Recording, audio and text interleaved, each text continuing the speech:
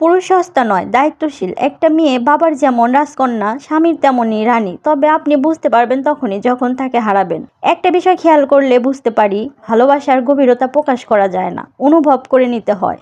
যেমন একজন মেয়ে বউ হলেই সমাজ বলে সবকিছু ছেড়ে তোমার হাত ধরেছে, সারা জীবন পাশে থেকো, শেষ একজন নারীর ভালোবাসার প্রকাশ। কিন্তু একজন পুরুষ সেই ভালোবাসার সম্মান আর বাঁচিয়ে রাখার জন্য কত পদে পদে যুদ্ধ করতে হয় তা একজন পুরুষই বলতে পারেন। কখনো বোন, কখনো মা, কখনো আশেপাশের লোকজন থেকে তার জীবন সঙ্গিনীকে আড়াল করে বাঁচিয়ে সুস্থ জীবন দেওয়ার চেষ্টা চালিয়ে যান। কেউ হয়তো উপলব্ধি করতে পারবেন না, কারণ লোকে এই বলবেন যে তুমি তো পুরুষ, তোমার দায়িত্ব তোমার করতে হবে। আপনি অসুস্থ হলে কে আপনার সেবা যত্ন করে? নিশ্চয়ই আপনার স্বামী সেবা যত্ন করে। তাহলে আপনি ভাগ্যবতী নন কেন? যাদের চাহিদা খুবই অল্প, সীমিত, তারাই সুখী। জীবনে যত চাহিদা কম রাখবেন ততই সুখী হবেন। বিয়ের আগে বাবার বাড়ি যেমন সম্মানের জায়গা প্রত্যেকটা মেয়েরই, তেমনি হচ্ছে স্বামীর বাড়িও সম্মানের জায়গা বিয়ের পর।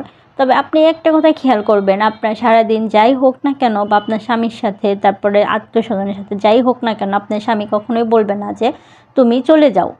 এ কথাটা কিন্তু কখনোই বলবেন, কারণ স্বামী জানে যে আমার দায়িত্ব, এটা আমার দায়িত্ব, আমাকে রাখতে হবে। আমি সব স্বামীর কথা বলছি না, আমি সেই সব স্বামীর কথা বলছি না যারা স্ত্রীর মনই বোঝে না, তাকে বাবার ডাক শোনানোর জন্য মৃত্যুকেও অপেক্ষা করে, বাবার ডাক শোনায়।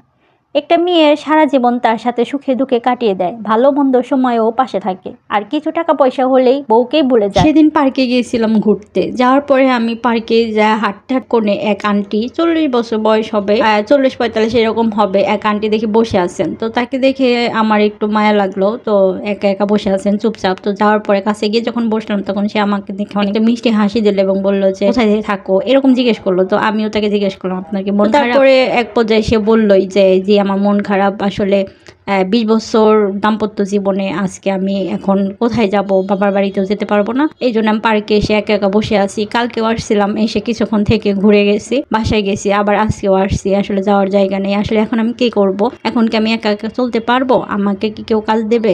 বা এরকম একটা কথা আর কি বললেন। তখন আমার অনেক খারাপ লাগলো যে শুনে যে উনি বললেন যে 20 বছর বিবাহিত জীবনে তার 15 বছরই গেছে কষ্টের, মাত্র 5 বছরেরও তার হাজবেন্ডের টাকা হয়েছে অনেক, তার জন্য তাকে উঁচা নিচে অনেক কথা শুনতে হয়, মানুষজনের সামনে তাকে অপমানিত হতে হয়, এরকম এভরিথিং অনেক প্রবলেম সে বলল। আসলে কি বলবো, এই বয়সের, এই জন্য বলি যে তাদের যখন বয়সকাল থাকে তারা সার্ভিস দেয় পরিবারকে, কিন্তু পরিবার তাদেরকে মনে রাখে না। হাজবেন্ড আজকে টাকা হয়েছে দেখে তার সাথে বিহেভিয়ার খারাপ করছে, এটা কখনোই ঠিক করছে না। তবে আমি সবাইকেই বলবো, আমার ভিডিওটা যারা যারা দেখবেন সবাইকেই বলবো যে স্বামীর ঘর নিরাপদই যেন থাকে, কখনো যেন অনিরাপদ হয়ে ওঠে না, বা অনিরাপদ হয়ে যেন আপনারা তোলেন না। কারণ একটা মেয়ে বিয়ের পর দেখা যায় যে স্বামীর ঘরই হচ্ছে আপন, তারা বয়স যখন হয়ে যায় তখন আরও জায়গা পায় না কোনো জায়গায় যাওয়ার।